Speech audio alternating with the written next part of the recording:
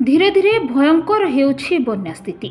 चांदबालीर अनेक पंचायत एवं बाह्य जगतरू विच्छिन्न हो सारी। चाषी कूल एवं चिंतार समस्त चाष जमी एवं समुद्र पलटि जाइछि, जहाकु नेई चिंतार चाषी। गाँ को संजोग करुथिबा समस्त रास्ता उपरे एबे 3 फुटरू अधिक पानी चलुछि। लोक माने वर्तमान भयर वातावरण रे जीवन अतिबाहित करुछंती। जोगाजोग विच्छिन्न हेतु समस्त गाँव में पहुंची पारिनी प्रशासन। किछि किछि स्थान रे रंधा और सुखिला खाद्य बंटन करा जाउथिबा बेले किछि स्थान रे रंधा खाद्यर व्यवस्था हेउथिबा देखिबाकु मिलिछि।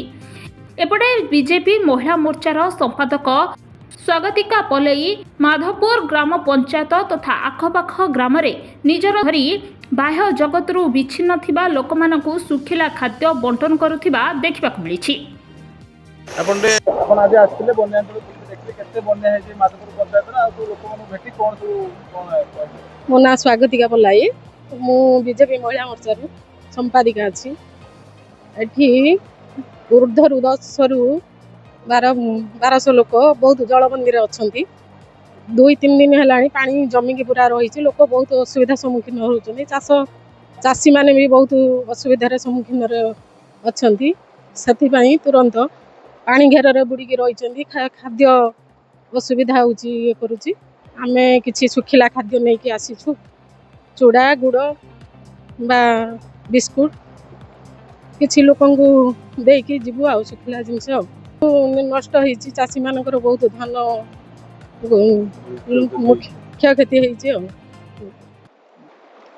लोकंगु किछि उपकृत करिया पई सरकार को निवेदन करिवो आ चाषी मानकु किछि सहायता मिलवा दरकार गवर्नमेंट तरफ रु।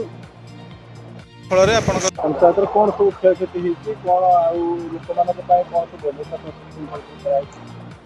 माधवपुर पंचायत बन्या फल संपूर्ण चाष धान संपूर्ण नष्ट हो जहाँ चाष मान लोक मैंने जो चाष सारी देते बर्तमान बन्यार परिस्थिति जहाँ बन्या छाड़े आ धान फसल रोहिबो नहीं टोटाल। ता सहित सरकार तरफ आम बर्तमान प्रत्येक ग्राम रे रंधा खाद्य व्यवस्था करिछु। ता सहित चूड़ा बिस्कुट सुखिला खाद्य सबू गाँ को दिया जाउछि। ये बन्या परे चाषी माने बहु असुविधा भितर रहिबे। तेणु आगामी दिन में सरकार तरफ ऋण छाड़ करा जाई द्वितीय बार जदि ऋण दिया जाए लोक माने पुणी चाष करने सक्षम हेबे, नहले संपूर्ण धान नष्ट हो रहिबो नाही। वर्तमान माधवपुर ग्राम पंचायत रे संपूर्ण गाँ जलमग्न अवस्था अच्छी। सबू अंचल जहाँ देखुंट बन्या अंचल वर्तमान संपूर्ण क्षयक्षति सबू गाँ पानी घेर भितर अच्छी। जो लोक नाही नथिबार असुविधार सम्मुखीन होजन बन्या फल कोन तांका पे सब व्यवस्था है जी प्रशासनिक अधिकारी मन आज्ञा प्रशासनिक हिसाब रे जहाँ ब्लॉक तरफ इंस्ट्रक्शन आसी आज आम से प्रति ध्यान दे रोषे फोषे आरंभ करूँ आज ठारू। तेणु ये जो 3 दिन है जो बन्यार जो प्रकोप चाषी मुंडरे हाथ देछि एवं चाषी मुंडरे चढ़क पड़ी। तेणु ये जो दुख समय चाषी भाई आसी आम समस्त को तो दुखर सहित गभीरतार सहित नौचु केमिति सरकार साहाय्य एवं जो धान संपूर्ण खेती एवं रहिबो नहीं गोटे भी धान बुंदा भी रहिबो नहीं।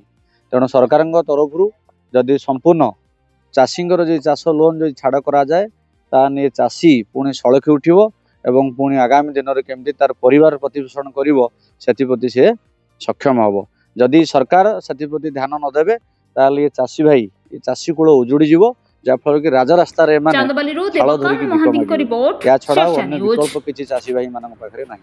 आज्ञा तेंतुलडीही मूलकाईमा देवबिल आंबल कमलपुर बईजा यही गाँ गुड़िक विशेषकर अधिक प्रभावित होती। देखुवे रास्ता उपर बर्तमान 3.5 फुट 4 फुट पानी जहाँफल कि जोगाजोगर विच्छिन्न।